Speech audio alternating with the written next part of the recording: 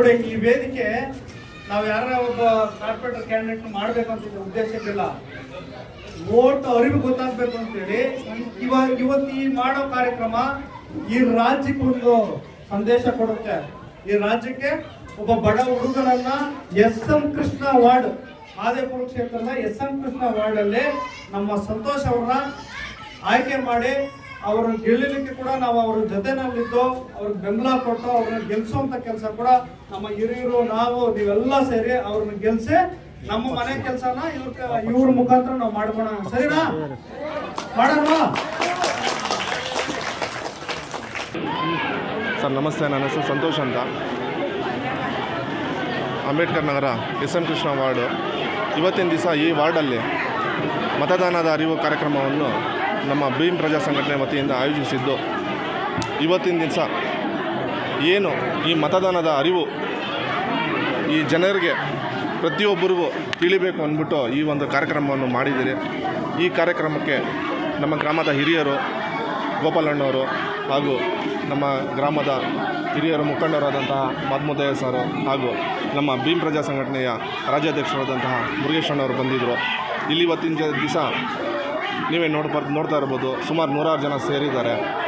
ಇವತ್ತಿನ ದಿವಸ ಈ ಕಾರ್ಯಕ್ರಮವನ್ನು ಆಯೋಜಿಸಿದ್ದು ಎಲ್ಲ ಮಾಡಿ ಇವತ್ತಿನ ದಿವಸ ಜನಗಳಿಗೆ ಏನು ಮತದಾನದ ಅರಿವನ್ನು ನಮ್ಮ ಮುರುಗೇಶಣ್ಣವರು ನೀಡಿದ್ದಾರೆ. ಇವತ್ತಿನ ದಿವಸ ಇದೇ ಕಾರ್ಯಕ್ರಮ ಇತ್ತು. ಈ ಕಾರ್ಯಕ್ರಮವನ್ನು ಯಶಸ್ವಿಯಾಗಿ ಮಾಡಿದ್ದೀವಿ. ಮತ್ತು ನಿಮ್ಮ ಮುಂದಿನ ಯೋಜನೆಗಳು ಏನಿದೆ ಸರ್? ಈಗ ಆಕಾಂಕ್ಷೆ ಸರ್, ಮುಂದಿನ ದಿನಗಳಲ್ಲಿ ನಾನು ಎಸ್.ಎಂ. ಕೃಷ್ಣ ವಾರ್ಡಿನ ಕಂಟೆಸ್ಟ್ ಮಾಡಬೇಕು ಅಂತ ಸುಮಾರು ಜನ ಹೇಳ್ತಾ ಇದ್ದಾರೆ.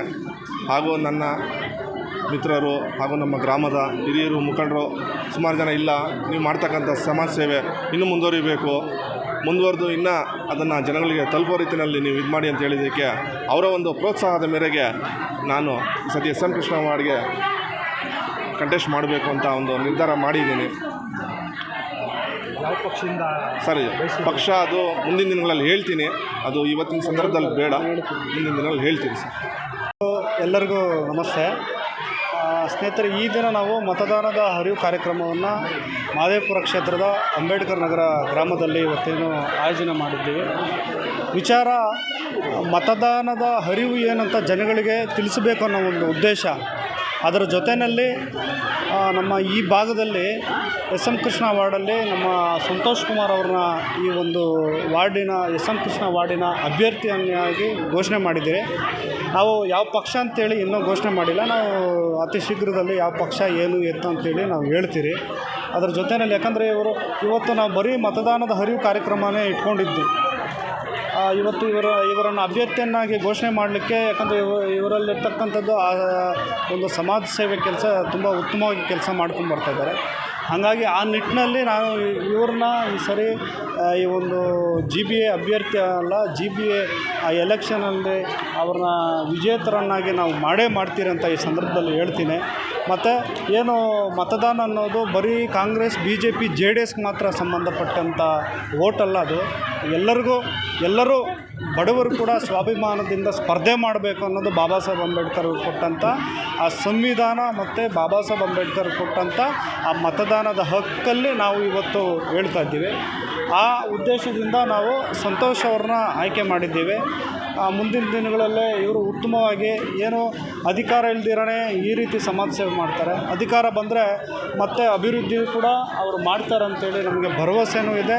ಮತ್ತು ಒಳ್ಳೆಯ ನಾಯಕರನ್ನಾಗಿ ಅವರು ಉತ್ತಮವಾಗಿ ಬೆಳೀಲಿ.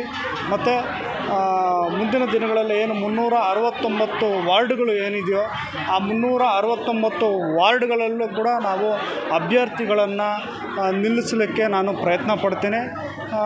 ಶತಾಯಗತಾಯ 369 ವಾರ್ಡ್ಗಳಲ್ಲೂ ಕೂಡ ನಾನು ಅಭ್ಯರ್ಥಿಗಳನ್ನು ಆಯ್ಕೆ ಮಾಡಿ ಮತ್ತು ಅವ್ರನ್ನ ಸ್ಪರ್ಧೆ ಮಾಡಿ ಮತದಾನದ ಅರಿವು ಈ ಚುನಾವಣೆಯಲ್ಲಿ ಜನಗಳಿಗೆ ಒಂದು ಅರಿವು ಮೂಡಿಸೋ ಕೆಲಸ ಮಾಡ್ತೀನಿ ಸರ್.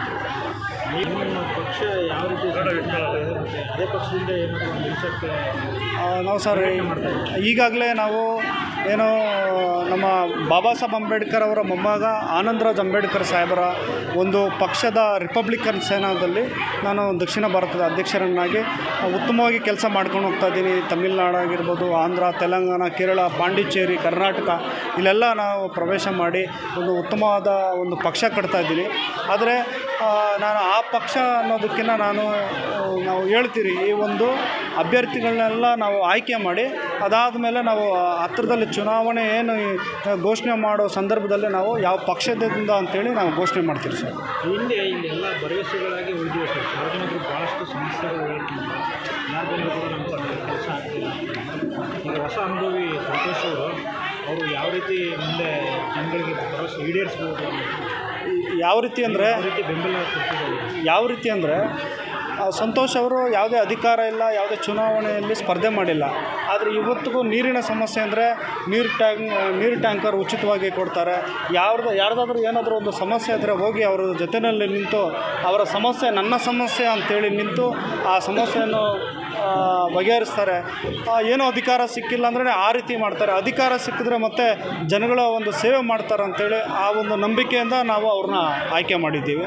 ಹಾಗಾಗಿ ನಮ್ಮ ಸಂಘಟನೆ ಎಲ್ಲ ರೀತಿ ಅವ್ರಿಗೆ ಒಂದು ಸಪೋರ್ಟಾಗಿರ್ತದೆ. ಮತ್ತು ಅವ್ರನ್ನ ಗೆಲ್ಲಿಸೋವಂಥ ಕೆಲಸ ಕೂಡ ನಾವು ವಾರ್ಡಲ್ಲಿ ಯಾವ ರೀತಿ ಕೆಲಸ ಮಾಡಬೇಕೋ ಆ ರೀತಿ ಮಾಡ್ತೀರಿ. ಮತ್ತು ತಮಗೆಲ್ಲ ಅವರು ದೊಡ್ಡ ದೊಡ್ಡ ಪಕ್ಷಗಳ ಜೊತೆ ನೀವು ನಿಂತು ಗೆಲ್ಬೋದು ಅನ್ನೋ ಕೂಡ ನಿಮಗಿರುತ್ತೆ.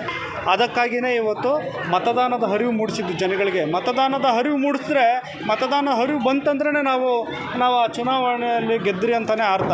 ಇಲ್ಲಿ ಒಂದು ದುಡ್ಡು ಸಾರಾಯಿ ಎಂಡ ನಾವು ಹಂಚೋದಿಲ್ಲ. ಆದರೆ ಜನಗಳಿಗೆ ಅರಿವು ಮೂಡಿಸ್ತೀರಿ. ಮತದಾನದ ಅರಿವು ಮೂಡಿಸಿ ನಾವು ಓಟ್ ತೊಗೊಂಡು ನಾವು ಗೆಲ್ಲುವಂಥ ಕೆಲಸ ಮಾಡ್ತೀವಿ.